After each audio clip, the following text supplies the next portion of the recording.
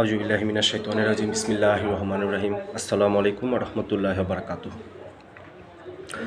তোবা এরকম আমার রাসূল ৬৩ বছর হায়াতি জিন্দেগিতে তার শুরু থেকে শেষ পর্যন্ত তার কোনো একটা ভুলও নাই এবং আল্লাহ পাক তাকে মাফ করে দিয়েছেন।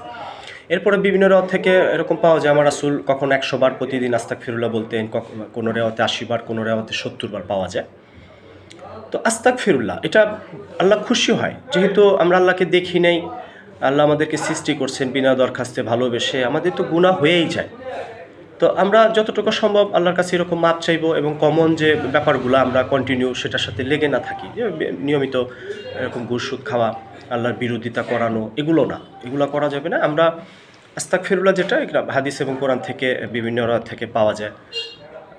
রাব্বানা আতিনা ফিদ দুনিয়া হাসানা ওয়া ফিল আখিরাতি হাসানা ওয়া কিনা আযাবান্নার রাব্বানা যালামনা আনফুসানা ওয়া ইল্লাম তাগফির লানা ওয়া তারহামনা লানাকুনান্না মিনাল খাসিরিন আস্তাগফিরুল্লাহ রাব্বি মিন কুল্লি জামবি ওয়া আতুবু ইলাইহি লা হাওলা ওয়া লা কুওয়াতা ইল্লা বিল্লাহিল আলিয়্যিল আযীম।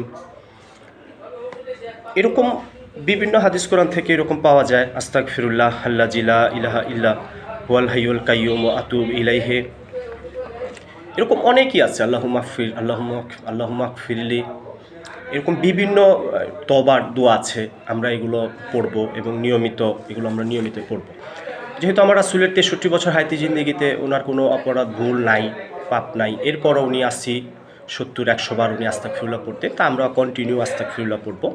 তো এখানে আস্তাগফিরুল্লাহর যে অনেকগুলো ফজিলত বলা হয়েছে, নাম্বার 1 আছে এরকম আল্লাহ পাপ মোচন করে। এরকম আস্তাগফিরুল্লাহ বলতে থাকলে এরকম আল্লাহ বলে, ফেরেশতা আমার এই বান্দার গুনাহকে তোমরা কাটতে থাকো, আল্লাহ এরকম খুশি হয়, মাফ করে।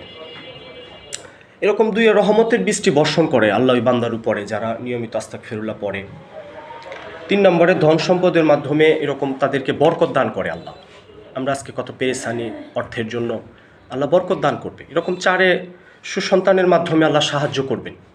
আজকে এরকম আমরা ওই পীরের দরবারে ঘুরি, অনেকেই সন্তান হয় না, আমরা নিয়মিত আস্তাগফিরুল্লাহর আমল করব। এবং 5 আছে বাগবাগিচা দান করবেন আল্লাহ।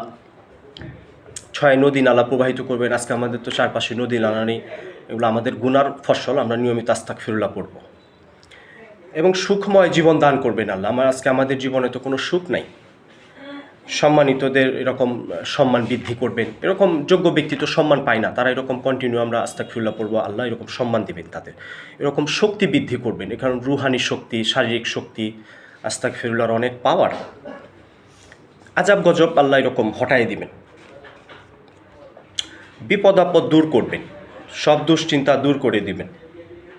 এরকম অকল্পনীয়ভাবে রিজিক দান করবেন। আজকে আমরা রিজিকের পেরেশানিতে থাকি, ইয়া রাজ্জাকু আল্লাহ উত্তম রিজিক দাতা, আমরা এরকম সবাই রিজিকের পেরেশানি থাকি। এরকম আল্লাহ রিজিকের পেরেশানি দূর করে দেবেন। আমরা কন্টিনিউ আস্তাগফিরুল্লাহ করবো, আল্লাহর কাছে মাপ চাইব এবং দোয়া কবুল হবে। আমরা এরকম ইবাদত বন্দিগি যাই করি, যদি কবুল না হয় তাহলে তো আমরা তো ক্ষতির মধ্যে পড়ব। এই জন্য আমরা নিয়মিত আস্তাগফিরুল্লাহ পড়ব, এরকম আল্লাহ দোয়া কবুল করবেন। 15 নম্বরে যেটা আছে, আল্লাহ খুশি হন। আস্তাগফিরুল্লাহ বললে আল্লাহ খুশি হন। তো এরকম আল্লাহ বলে, বান্দার কি খবর? ফেরেশতারা বান্দার কি খবর? এ তো গুনাহগার। ফেরেশতারা বলে, আল্লাহ আপনার বান্দা এত পরিমাণ আস্তাগফিরুল্লাহ পড়ছে, তার এখন কোনো গুনাহই নেই। তখন আল্লাহ বলে, ফেরেশতা আমার বান্দা যতবার আস্তাগফিরুল্লাহ পড়ে ততবার তার এরকম একটা করে নেকি দান করো, এবং সে মুস্তাজাবুদ দাওয়া হয়ে গেল আমার। মুস্তাজাবুদ দাওয়া বলতে কিছু স্পেশাল গুণ আছে, এটা স্পেশাল কিছু, এটা আমল, এটা নবীরা করতো, আল্লাহ এরকম নবীদেরকে দান করতেন। এবং আল্লাহর ওলি যারা হইতে পারে, দুনিয়াকে যারা পায়ের তলায় রাখে, এরকম দিলে দেমাগে আল্লাহ রাসূলকে রাখে, পেটে ক্ষুধার্ত থাকে, এরা এই মুস্তাজাবুদ দাওয়া, এই আমলটা, ইসমে আজমটা আয়ত্ত করতে পারে। তো আস্তাগফিরুল্লাহটা ইসমে আজমের ক্ষমতা রাখে। আমরা নিয়মিত আস্তাগফিরুল্লাহ পড়ব এবং এটা আল্লাহ খুশি হয়। মুস্তাজাবুদ দাওয়া বানায় নিব। মুস্তাজাবুদ দাওয়া বলতে সে আল্লাহর বন্ধু হয়ে যায়, তার আর কিছু লাগে না দুনিয়াতে, সেই রকম আল্লাহর স্মরণেই তার সব কিছু আয়ত্ত হয়ে যায়। আর সবচেয়ে বড় পাওয়াই তো আল্লাহ। আপনি যদি রবকে পাওয়া যায়, আর কি লাগে আপনার? আমরা আস্তাগফিরুল্লাহ নিয়মিত পড়ব। এরকম হাদিস কোরআনে বিভিন্ন রকম যে ইগুলো বলা হয়েছে, আমলগুলো, আস্তাগফিরুল্লাহর যে আয়াতগুলো নাজিল হয়েছে, আমরা এগুলো আয়ত্ত করব। সর্বনিম্ন যেটা আস্তাগফিরুল্লাহ, এটা আমরা কন্টিনিউ পড়ব।